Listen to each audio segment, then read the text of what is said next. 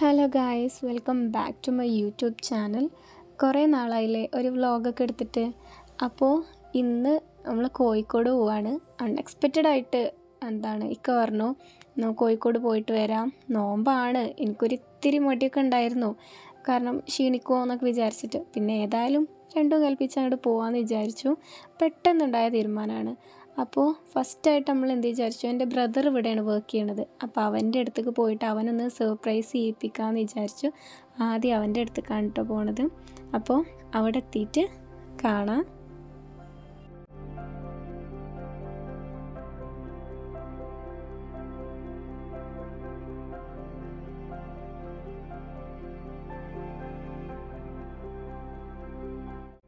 അപ്പോൾ ശരിക്കും അവന് ഞങ്ങളെ കണ്ടിട്ട് ഒന്ന് വണ്ടർ അടിച്ചിരുന്നു, പക്ഷെ അത് വീഡിയോ എടുക്കാൻ പറ്റിയില്ല. എനിവേ, ഇതാണ് എൻ്റെ ബ്രദർ. അപ്പോൾ അവനെയും കൂട്ടിയിട്ട് ഞങ്ങൾ എന്ത് ചെയ്യാണ്, ഞങ്ങൾ ഇങ്ങനെ വെറുതെ ഇങ്ങനെ കറങ്ങാൻ പോവാണ്. അപ്പോൾ ആ ഒരു ടൈം കൊണ്ട് ആഷിക്കും കുട്ടിയും കൂടെ ഇങ്ങനെ വെറുതെ ആ പാലത്തിലൊക്കെ കയറി ഇങ്ങനെ ഇറങ്ങുന്നുണ്ടായിരുന്നു. സ്ഥലമൊക്കെ അവിടെയൊക്കെ ഇങ്ങനെ കാണിച്ചു കൊടുക്കുമായിരുന്നു. എൻ്റെ ബ്രദർ വർക്ക് ചെയ്യണത് ഈ മെഡിക്കൽ കോളേജിൻ്റെ അടുത്തായിട്ടാണ്. അങ്ങനെ ഞങ്ങൾ അവനെയും കൂട്ടിയിട്ട് ആദ്യം ലുലുവിൽ പോവാണ് കേട്ടോ. അപ്പോൾ പുതിയതായിട്ട് ഓപ്പൺ ആക്കിയിട്ടില്ലേ, അപ്പോൾ ലുലു ഒന്ന് വെറുതെ പോയി കാണാമെന്ന് വിചാരിച്ചിട്ട് ആദ്യം അങ്ങോട്ടേക്ക് പോവാണ്. ശരിക്കും നമ്മൾ വീട്ടിൽ നിന്ന് ഇറങ്ങിയപ്പോൾ തന്നെ ഓൾമോസ്റ്റ് 2:30-3 മണിയൊക്കെ ആയിട്ടുണ്ട്. പിന്നെ ഇവിടുന്ന് ട്രാവൽ ഉണ്ട്, ഒരു 1.5 ഒക്കെ ഉണ്ട്. അപ്പോൾ ഈവനിങ് ആയി അവിടെ എത്തിയപ്പോഴേക്കും. ഞാൻ പറഞ്ഞിരുന്നല്ലോ ഒട്ടും പ്ലാനഡ് അല്ല. അങ്ങനെ നമ്മൾ ലുലുവിൽ എത്തിയിട്ടുണ്ട്. അപ്പോൾ പിന്നെയും നമ്മൾ അവിടെ പോകണം, ഇവിടെ പോകണം, ബീച്ചിൽ പോകണം, നോമ്പുണ്ട്, നോമ്പ് തുറക്കണം, ഇതൊക്കെ ഉണ്ട്, പ്ലാനുണ്ട്. പിന്നെ നോമ്പിന് വേണ്ടിയിട്ട് നമ്മൾ ഒരു പ്രിപ്പറേഷനും എടുത്തിട്ടുണ്ടായില്ല കേട്ടോ. ഒന്നും കഴിക്കാനൊന്നും മേടിച്ചിട്ടുണ്ടായിരുന്നില്ല. അങ്ങനെ ലുലുവിൽ എത്തിയിട്ടോ. സ്ഥലക്ക് എസ്കലേറ്ററൊന്നും പേടിയില്ല, അവനങ്ങനെ കയറും ഇറങ്ങും അങ്ങനെയൊക്കെ ചെയ്യും. എനിക്ക് പേടിയാണ്, അവൻ്റെ കാട്ടിലാണ്ട്, പക്ഷെ അവനെ പിടിച്ചാൽ കിട്ടില്ല. പക്ഷേ ഞങ്ങളിങ്ങനെ പറയായിരുന്നു കേട്ടോ, ഇതാണ് നല്ലത് സ്റ്റെപ്പിലേറെ, കാരണം ചിലവർക്കൊക്കെ പേടിയായിരിക്കും.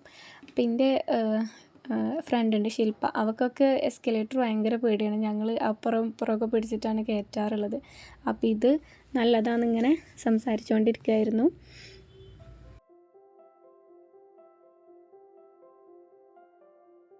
പിന്നെ നമ്മൾ ഓരോ സെക്ഷനായിട്ട് ഇങ്ങനെ കാണാൻ തുടങ്ങി. അപ്പോൾ ഈ വാച്ചിൻ്റെ സെക്ഷനിലേക്ക് പോയിട്ട് ഇങ്ങനെ റേറ്റും കാര്യങ്ങളൊക്കെ ചോദിച്ചറിഞ്ഞു. പിന്നെ അവിടെ അനുസിത്താര വരുന്നുണ്ടായിരുന്നു. അനുസിത്താര വന്നിട്ട് അവിടെ സംസാരിക്കുന്നുണ്ടായിരുന്നു.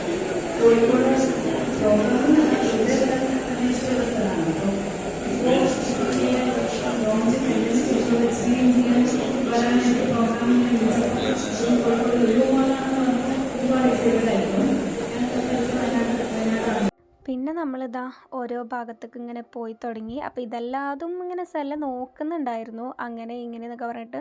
പക്ഷേ ഒന്നിനും അവന് വാശിയൊന്നും പിടിച്ചില്ല കേട്ടോ. പിന്നെ നിങ്ങൾക്കറിയാമല്ലോ ലുലുവിലൊക്കെ നല്ല റേറ്റ് ഉണ്ടായിരിക്കും. അപ്പോൾ എനിക്ക് പൊതുവേ ഈ ടോയ്സും കാര്യങ്ങളൊന്നും അങ്ങനെ വലിയ എക്സ്പെൻസിൽ വാങ്ങി കൊടുക്കണതൊന്നും അത്ര ഇഷ്ടമില്ല. പിന്നെ ചിലപ്പോൾ അങ്ങനെ ശീലമാക്കിയോണ്ടായിരിക്കാം ഓനങ്ങനെ വാശിയൊന്നും പിടിച്ചില്ല. അത് വേണം എന്നൊന്നും പറഞ്ഞിട്ട് വാശി പിടിച്ചില്ല.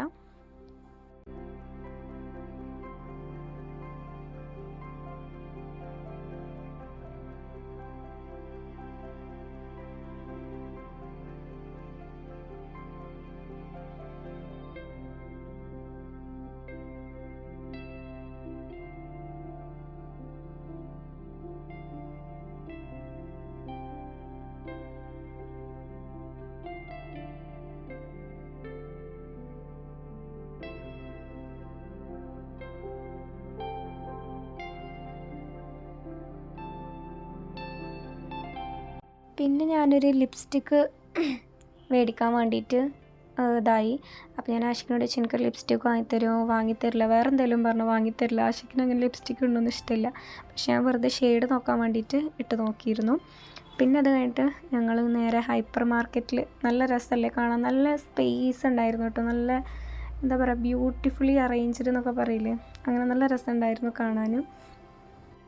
അങ്ങനെ അതിൻ്റെ ഉള്ളിലൂടെ ഇങ്ങനെ കുറച്ച് നേരം ഇങ്ങനെ ചുറ്റിക്കറങ്ങി നടന്നു.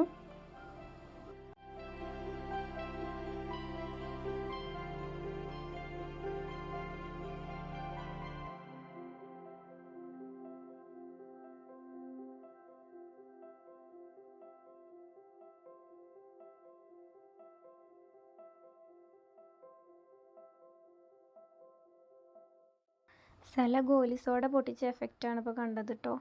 അത് കഴിഞ്ഞിട്ട് ഞങ്ങൾ നേരെ മറ്റേ ഫിഷിൻ്റെ ഏരിയ ഉണ്ടല്ലോ, അപ്പോൾ അവിടെ ജീവനുള്ള ഫിഷ് മുതൽ എല്ലാവിധ ഫിഷും അവിടെ അവൈലബിൾ ആണ് കേട്ടോ. മസാല തേച്ചതും ഒക്കെ നല്ല രസമുണ്ടായിരുന്നു കാണാൻ. പിന്നെ നമുക്ക് ഇതൊക്കെ കാണാനൊരു രസമല്ലേ, അതായത് വലിയ ഫിഷ് ഉണ്ടോ എങ്ങനെയൊക്കെയാണ് അതൊക്കെ അറിയാൻ. അപ്പോൾ ഇനി നേരെ ബീച്ചിൽ പോവാണ്. ആദ്യം വിചാരിച്ചിരുന്നു സൺസെറ്റ് കാണണം എന്നൊക്കെ വിചാരിച്ചിരുന്നു, പക്ഷേ സണ്ണിനെ കാണാനില്ല, സണ്ണ് പോയി തോന്നുന്നു. എന്തായാലും ബീച്ച് വന്നു. പിന്നെ ഇവർക്ക് ഇങ്ങനെ ഒട്ടകത്തിൻ്റെ പുറത്ത് കയറണം എന്ന് പറഞ്ഞിട്ട് ഒട്ടകപ്പുറത്ത് കയറിയിട്ടോ. സ്ഥലം ആദ്യമായിട്ടാണ് കേട്ടോ ഒട്ടകപ്പുറത്തൊക്കെ കയറുന്നത്. അപ്പോൾ ബീച്ചിൽ അത്യാവശ്യം ആൾക്കാരുണ്ടായിരുന്നു കേട്ടോ. പിന്നെ നോമ്പ് തുറക്കാൻ വേണ്ടിയിട്ട് കുറേ പേര് അങ്ങനെ വരുന്നുണ്ടായിരുന്നു. പിന്നെ ഓരോ ഭാഗത്ത് ഇങ്ങനെ ഇരുന്നിട്ട് നോമ്പ് തുറക്കുന്നുണ്ടായിരുന്നു. പിന്നെ അങ്ങനെ കുറച്ച് രാത്രിയായി.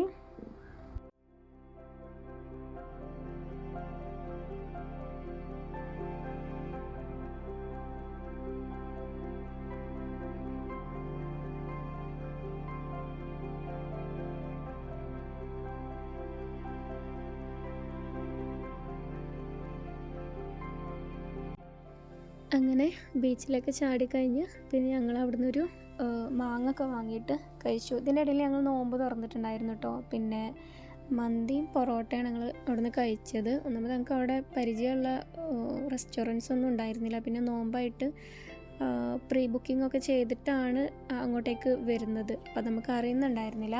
അപ്പോൾ അത് വീഡിയോ എടുത്തിട്ടുണ്ടായിരുന്നില്ല. പിന്നെ അത് കഴിഞ്ഞ് നമ്മൾ നേരെ മിഠായി തെരുവിലെത്തിട്ടോ. മിഠായി തെരുവിലെത്തിയപ്പോഴേക്കും 9 മണി ആയിട്ടുണ്ടായിരുന്നു. അതായത് ചില കടകളൊക്കെ ഇങ്ങനെ അടച്ചു തുടങ്ങിയിട്ടുണ്ട്.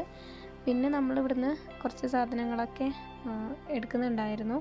പിന്നെ ഈ ബാഗിൻ്റെ ഒരു വേറെ കളറ് ഞാൻ എടുത്തിട്ടുണ്ടായിരുന്നു. ഇതിന് ഒരു 200 രൂപ മാത്രമേ ഉള്ളൂ വന്നത്. അതിൻ്റെ കൂടെ ഒരു കുഞ്ഞ് പേഴ്സും ഉണ്ട് കേട്ടോ.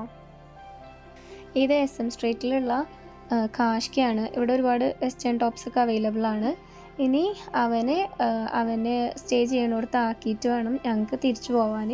ഒരുപാട് ലേറ്റ് ആയിട്ടുണ്ട്, 10:30 കഴിഞ്ഞിട്ടുണ്ട്. അങ്ങനെ ഞങ്ങൾ അവനോട് ബായൊക്കെ പറഞ്ഞിട്ട് ഞങ്ങൾ പോവാണ്.